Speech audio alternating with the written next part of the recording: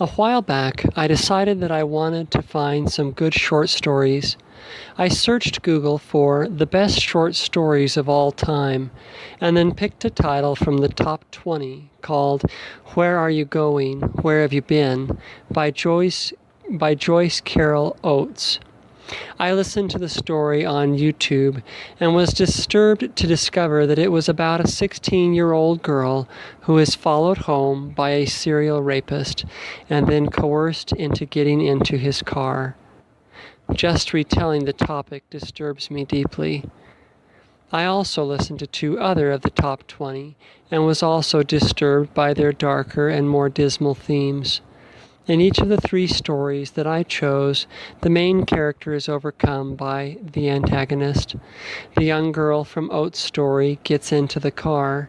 The man traveling home alone in the Yukon freezes to death because he cannot thaw his frozen extremities enough to make a fire. And the woman from the Yellow Wallpaper finally goes insane. After an hour and a half or so of such stories, I could not bring myself to listen to any more, and I lost my faith in literature for a spell, if not in humanity itself. And yet, as I examined the themes of some of my half-written works, I had to admit that they also explored darker themes. Was I so different from these writers? I hoped so. And then I wondered what it was about writing and about great story writers that drew them toward the terrible, the unthinkable, towards the thing from which most of the world flees. Flees until, of course, they are met with such a story, eyeing them from their Kindle or from the front displays at the bookstore.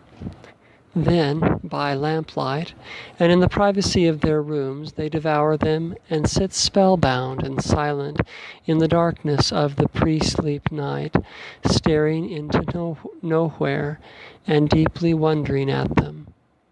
So it is with stories. But these, and many of the greats, are so terribly dismal. It seems that to the degree that a writer can dream deep, they are able to write well. And the deeper they dream, the darker the theme, and the more terrible its outcome. So that reading many of them is like descending into a deep cave, the end of which terminates in utter, solitary, and dismal blackness.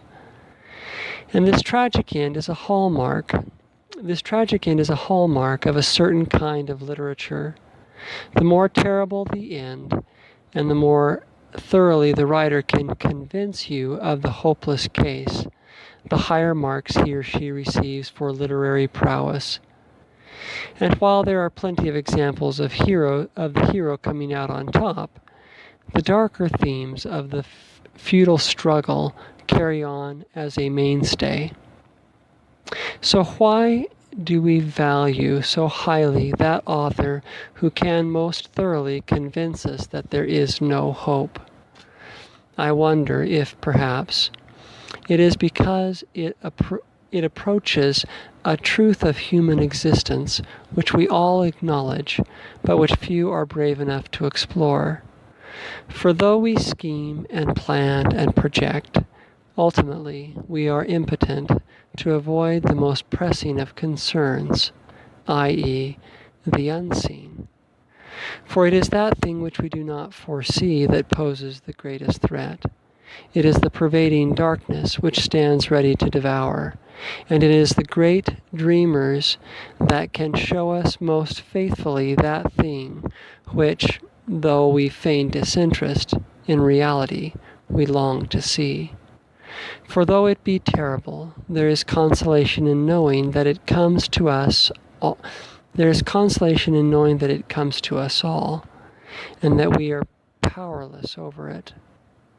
All the same, I am inclined toward those authors who are able most effectively to shine a light at the end of the tunnel. And it is not just the fairy tale ending which I long for, but those insights which shine the light of meaning on suffering.